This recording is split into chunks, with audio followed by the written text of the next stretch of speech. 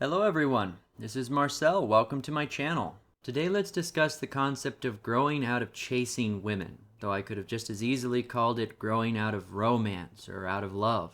Does anyone remember when they were young and they saw a new toy or product on the TV? Something really cool looking. For a while they obsessed over it, they had to have it. I'll assume most everybody has at one time or another. Then when you finally get the item, your perception of what it is, or what it should be, changes.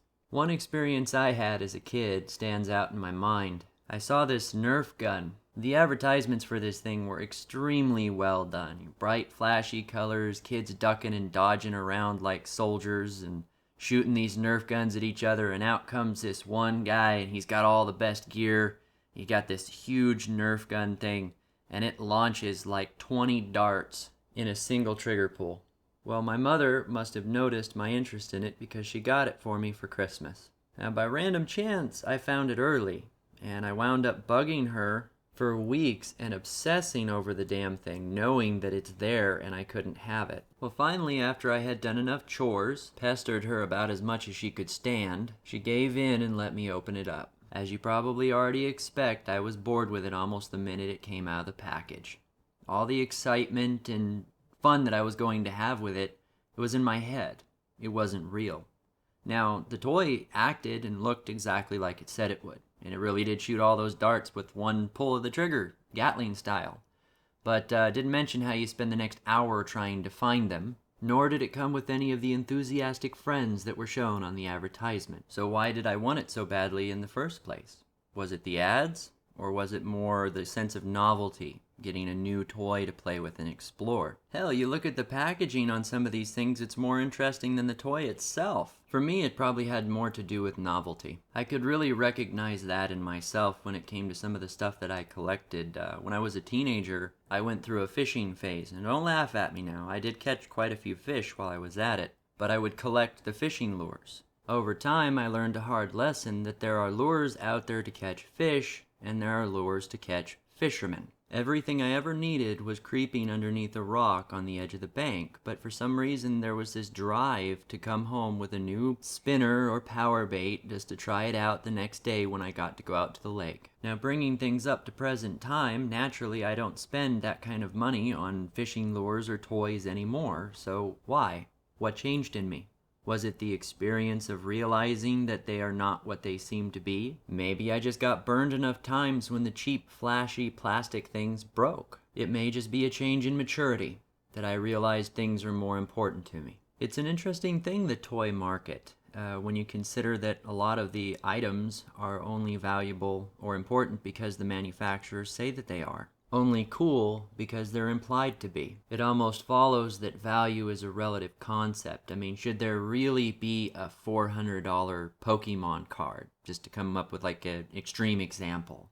Perhaps with experience, one learns the skills to recognize that kind of false implied value and not fall for the trick anymore. Now, looking at all of that, I would say that relationships, women as the case may be, are presented to men in much the same way. We have a society that most definitely profits from men being in love and being in relationships because of all the commercial products that get pumped into the dating scene, all the way from flowers to Pampers. Every step of the way cost primarily men a fortune. That's not even mentioning all the cultural stuff like love songs, love in movies. It gets spoon-fed to people a little bit over time, to the point where they get used to it and they crave it. Guys will see these loving families, these loving people, beautiful women on the TV, and they want that. They want to be part of that experience.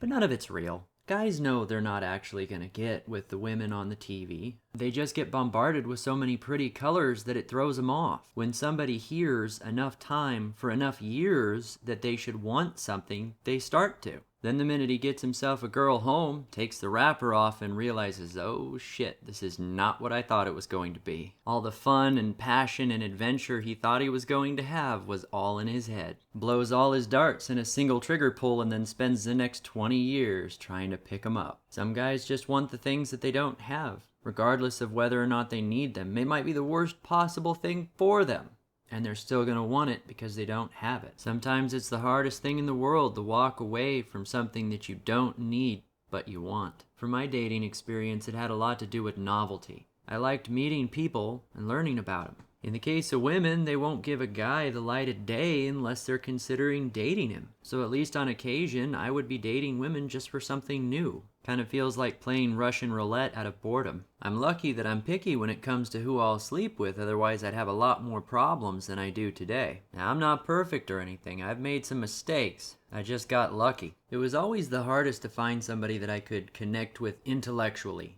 Back when I was blue pill. So many of the women I came across had a personality like mashed potatoes. I mean, there's something profoundly superficial about a person that the most interesting thing about them is the clothing that they happen to wear on a particular day, or the way they did their makeup. And that's the type of stuff that these women will obsess over constantly. Of course, in some cases, it's the packaging that sells the product. The secret is the flashier it is on the outside, the cheaper it is on the inside.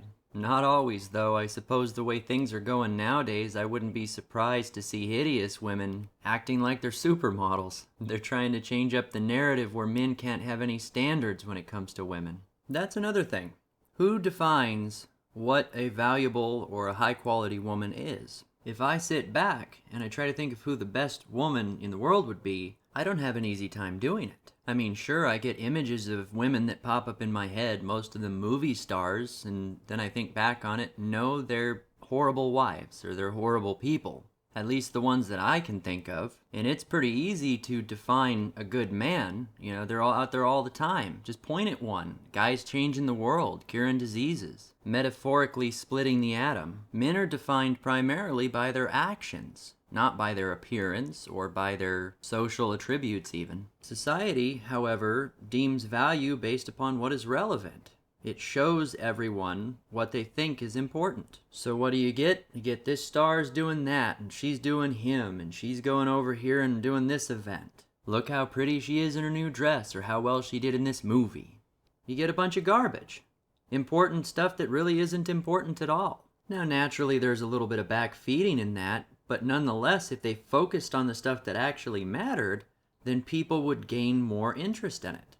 But they don't. Drama is cheap. It's easy to supply, and there's more than enough of it. To bring things back on topic, though, at some point in every man's life, he will come to realize that he is no longer as worried about women as he used to be. Now, that can be when he's in his 30s. It can be when he's in his 70s. But at some point, they mature to that level where they just don't care if they get a girlfriend. Just like they don't care if they get a Nerf gun. It doesn't matter anymore. The only things that matter to him at that point are real stuff, like what he's accomplished, what he's done with his life, what he has attained over his life. Did he get all of the experiences? Sure, there's times when it's nice to share experiences with other people, but the whole romantic concept fades away in the same way that, the toys fade away.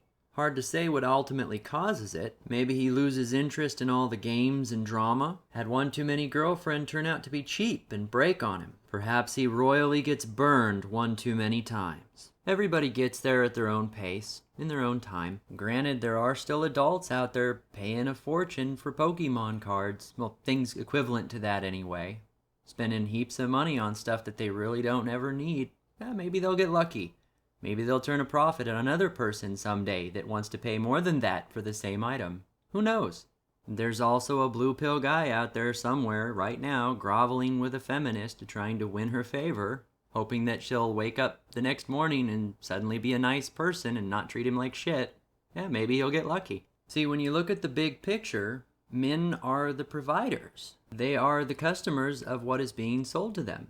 And the price is too high. And the product is cheap. Thing is, in the end, it's the customer that has the final say in whether or not there's a transaction. Not the store, not the product. In the end, it's the guys who have the power to say no. Besides, real men don't play with toys like Barbie dolls anyway. Well, that's about all I have to say for today. Let me know down below if you agree, disagree, think I'm full of shit. I want to hear it. If you enjoyed my video, like, subscribe, share, and until next time, this has been Marcel.